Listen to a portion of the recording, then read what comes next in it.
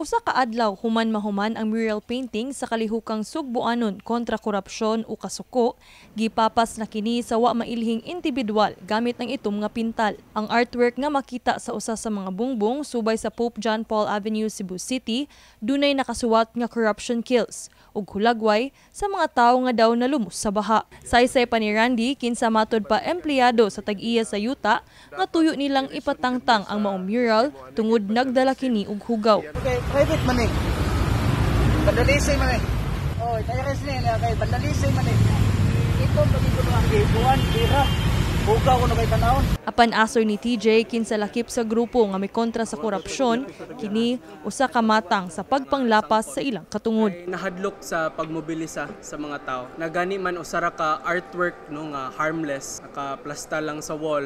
Corruption kills lang ang text, walay gipanganlan nga bisag kinsa kay nahadlok dayon o gusto dayon nga i-cover up. Katawhang Subuanon, padayon siya nga maglihok, wala siya na threaten ani, although atong ila nga grabe sa di nga pagpanglapas no sa ato ang right nga mo express sa ato ang dissent. Ang mensahe sa mga mural painting ang hinungdan nga mas hingusgan pa sa mga progresibong grupo dinhi sa Sugbo ang pagpalanog sa hustisya nga moisinggit sa katilingban ilabi na mga biktima sa milabayng bagyo. Hustisya sa nga biktima adtong baha no kadtong nangamatay, hustisya adtong mga kabtangan nga nangawala o hustisya adtong hangtod karon in town mga missing pa karong panahona.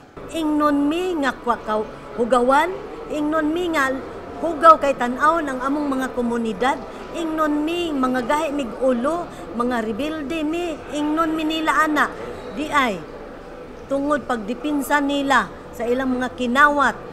Kami walay relocation nga ilang ihatag. Ang nagkadiyang organizer sa maong mga grupo nagtapok aron ipadayag nga sila makighiusa sa Roman Catholic Archdiocese of Cebu o guban pang mga interfaith group sa plano ni ining prayer march rally karong umaabot Domingo, Nobyembre 30. Kukawon ang hunahuna sa mga Cebuano kay kita ra magigipasanginlan nga nakapadaog kaya usab natong magpakanaog. Gawa sa ilang panawagan nga manubag ang tanang nalambigit sa kontrobersyal nga mga flood control project, hinaot sab nila ang pagkanaog sa pwesto ni Presidente Bongbong Marcos ug Vice Presidente Sara Duterte. Dili lamin nanawagan nga paresignon si Marcos nga ipuli si Sara. No way. Pagkakaron ang gagmay pang isda karon ang gipangpailang kaso.